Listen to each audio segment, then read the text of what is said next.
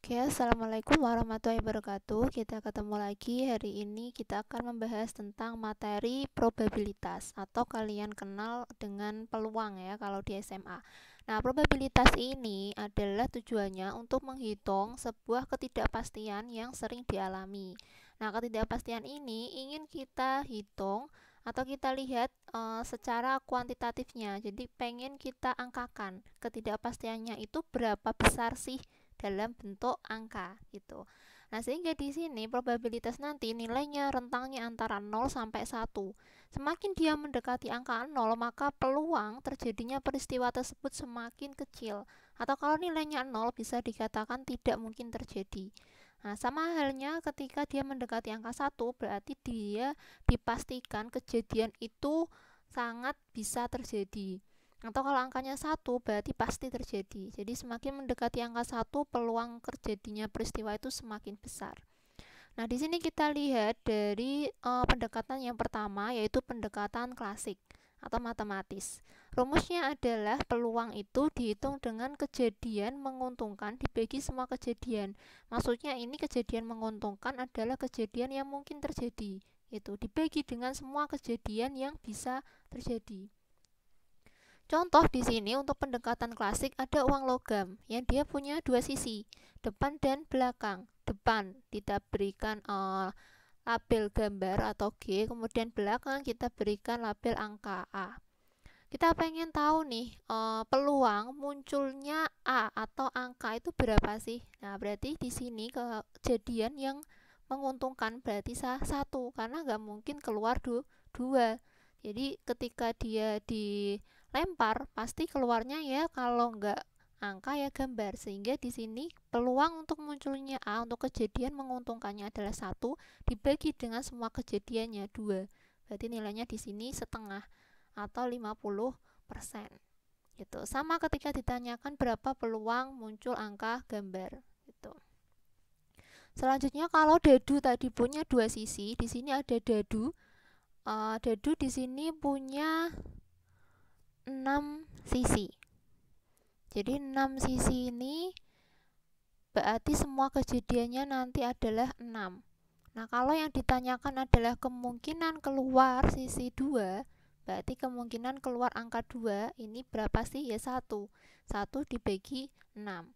Kalau yang ditanyakan adalah berapa sih kemungkinan keluar nilai genap. Nah, nilai genap pada dadu itu ada angka 2, 4, dan 6.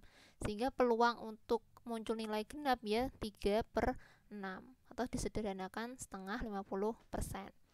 Nah, tadi sudah ada uang logam, dadu. Nah, di sini ada lagi kartu bridge. Kartu bridge itu punya 52 kartu di dalamnya jenisnya. Nah, kalau di sini kita tanyakan berapa muncul kemungkinan kartu as. Nah, kartu as di sini ada 4, sehingga di sini kejadian menguntungkannya adalah 4 dibagi dengan semua jenis kartu di kartu bridge ini. Ada 52, disederhanakan 1/3. Beda lagi kalau pertanyaannya adalah berapa peluang muncul kartu jantung. Nah, di sini jantung ada 13, sehingga nanti 13/52 gitu. Kemudian kalau kita lihat dari hubungan antara peristiwa satu dengan yang lainnya, probabilitas itu bisa dibagi menjadi 3 jenis. Yang pertama mutually exclusive, independent, kemudian kondisional.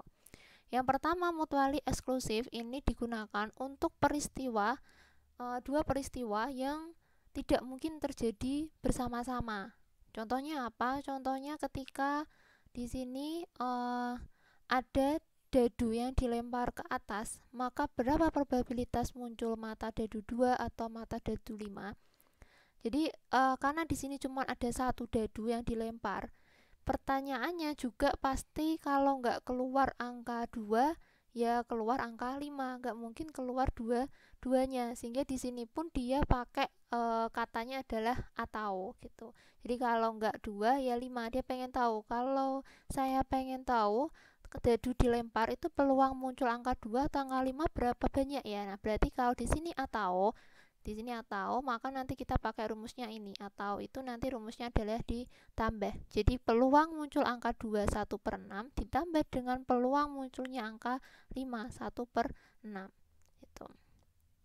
Ini hasilnya, yaitu 2/6 disederhanakan 1/3. Kemudian selanjutnya untuk independen. Peristiwa independen ini dikhususkan ketika peristiwa itu bisa terjadi salah satu, bisa juga terjadi bersama-sama. Contohnya apa? Di sini dicontohkan ketika 2 buah dadu dilempar bersama-sama, berapa probabilitas tampak angka 3 dari kedua dadu tersebut. Nah, pertanyaan pertama adalah dia pengen tahu peluang angka 3 itu muncul pada kedua dadu.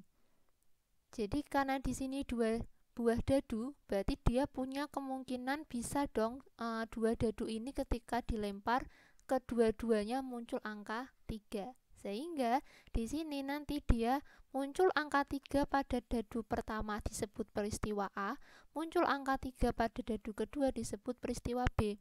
Karena bisa muncul kedua-duanya, berarti di sini pakainya dan. Jadi enggak tahu, tapi dan. Nah, karena di sini dan, di sini rumusnya adalah perkalian. Nah, ini. Jadi bisa muncul angka 3 pada dadu pertama dan juga pada dadu kedua, gitu maksudnya. Jadi di sini dikali. Hasilnya 1/36 untuk pertanyaan yang pertama. Untuk pertanyaan yang kedua, di sini ditanyakan berapa peluang muncul angka 3 pada dadu pertama atau pada dadu kedua.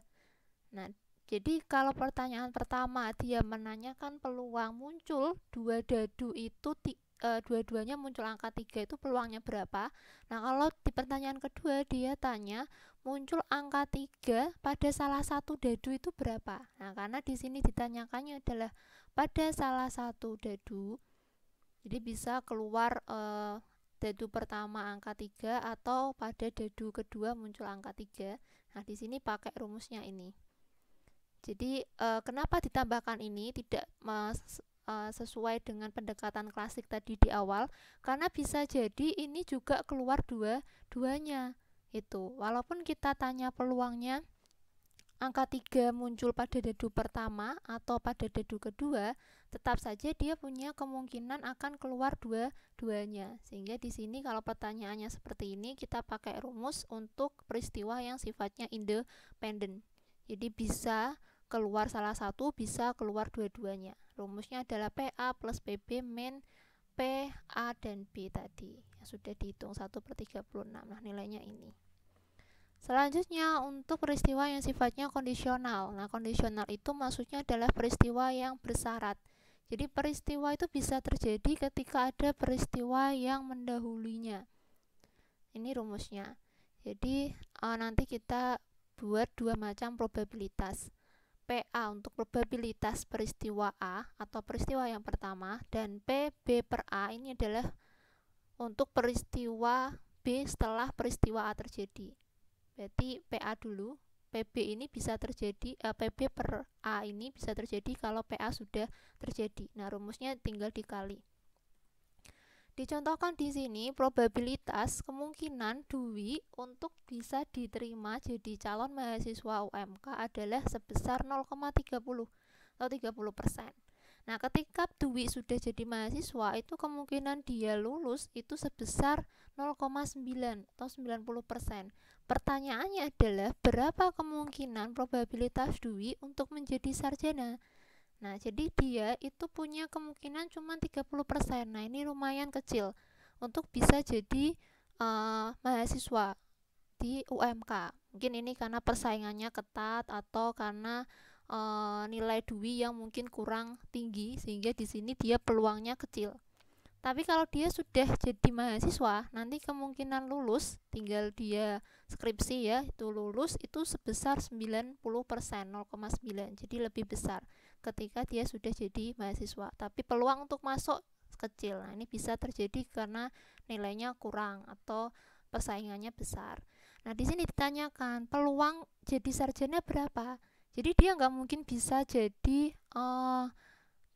mahasiswa, bisa jadi sarjana kalau tidak diterima dulu gitu. Kemudian kalau sudah diterima, sudah lulus, itu kemungkinan jadi sarjana berapa? Sehingga di sini kita pengen menghitung kemungkinan itu, tinggal dikalikan. Jadi peristiwa A-nya tadi adalah peristiwa yang pertama, yaitu harus jadi mahasiswanya